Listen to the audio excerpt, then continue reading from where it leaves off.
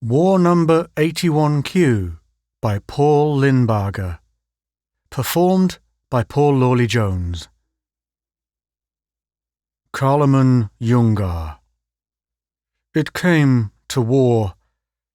Tibet and America, each claiming the radiant heat monopoly, applied for a war permit for 2127 AD. The Universal War Board granted it, stating, of course, the conditions.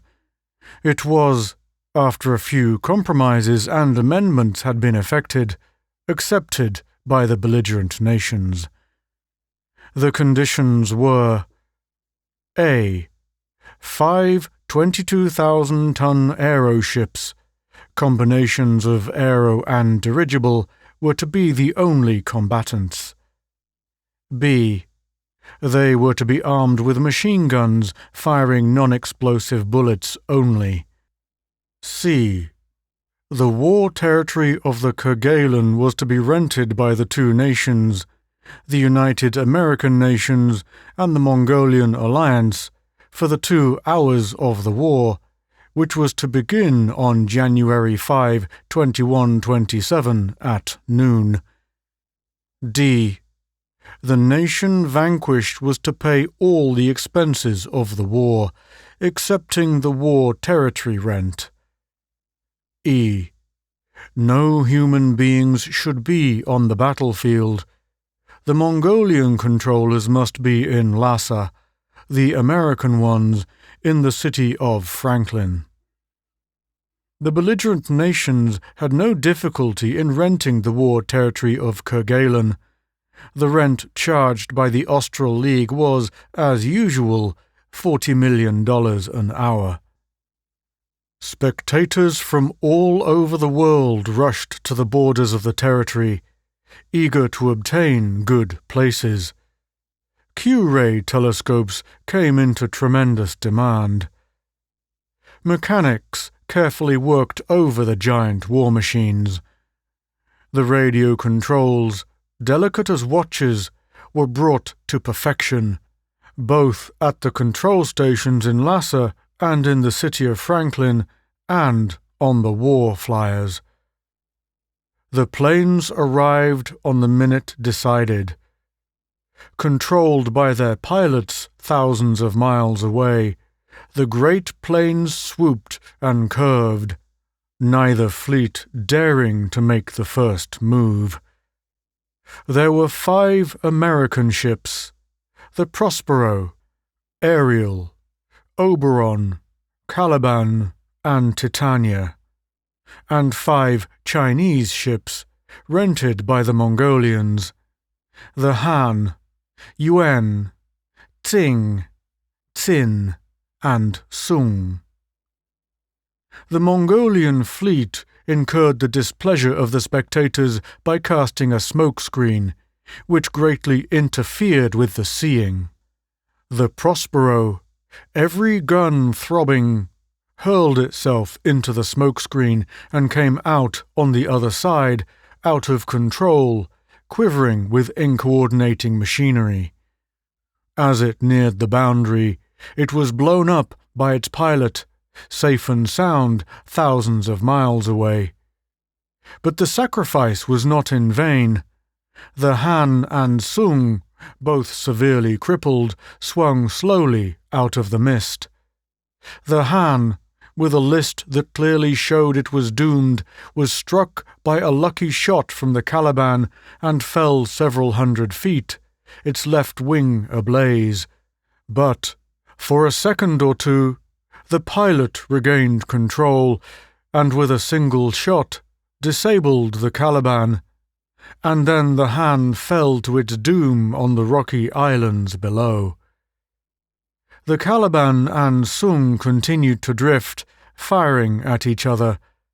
As soon as it was seen that neither would be of any further use in the battle, they were, by common consent, taken from the field. There now remained 3 ships on either side, darting in and out of the smokescreen, occasionally ascending to cool the engines. Among the spectators, excitement prevailed, for it was announced from the city of Franklin that a new and virtually unknown pilot, Jack Bearden, was going to take command of 3 ships at once. And never before had one pilot commanded, by radio, more than 2 ships. Besides, 2 of the most famous Mongolian aces, Bartek and Sung, were on the field, while an even more famous person, the Chinese mercenary Tang, commanded the Yuan. The Americans among the spectators protested that a pilot so young and inexperienced should not be allowed to endanger the ships. The government replied that it had a thorough confidence in Bearden's abilities. But when the young pilot stepped before the television screen, on which was pictured the battle, and the maze of controls, he realized that his ability had been overestimated by himself and by everyone else. He climbed up on the high stool and reached for the speed control levers, which were directly behind him. He leaned back and fell. His head struck against 2 buttons, and he saw the Oberon and Titania blow themselves up. The 3 enemy ships cooperated in an attack on the Ariel. Bearden swung his ship around and rushed it into the smokescreen. He saw the huge bulk of the Tsing bear down upon him. He fired instinctively and hit the control center. Dodging aside as the Tsing fell past him, he missed the Tsin by inches. The pilot of the Tsin shot at the reinforcements of the Ariel's right wing, loosening it. For a few moments, he was alone, or rather, the Ariel was alone, for he was at the control board in the war building in the city of Franklin. The Yuan, controlled by the master pilot Tang, rose up from beneath him, shot off the end of his left wing, and vanished into the mists of the smokescreen before the astonished Bearden was able to register a single hit. He had better luck with the Tsin. When this swooped down on the Ariel, he disabled its firing control. Then, when this plane rose from beneath, intending to ram itself into the Ariel, Bearden dropped half his machine guns overboard. They struck the Tsin, which exploded immediately. Now only the Ariel and the Yuan remained. Master Pilot faced Master Pilot. Bearden placed a lucky shot in the Yuan's rudder, but only partially disabled it. Yuan threw more smokescreen bombs overboard. Bearden rose upward.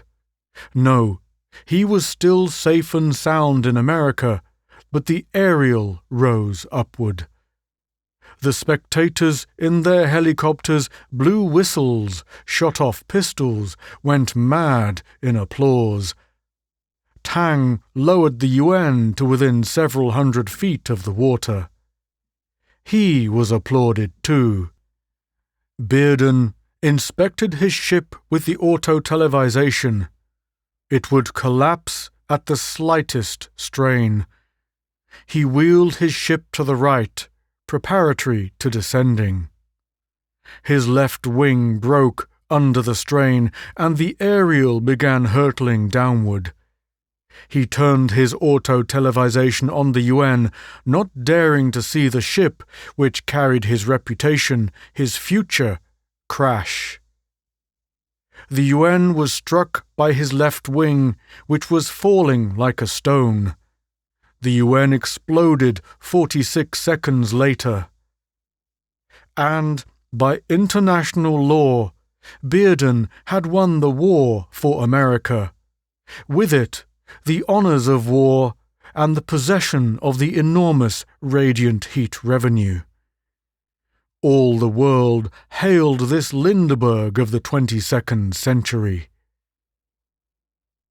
You have been listening to War Number 81Q by Paul Lindbarger, performed by Paul Lawley Jones.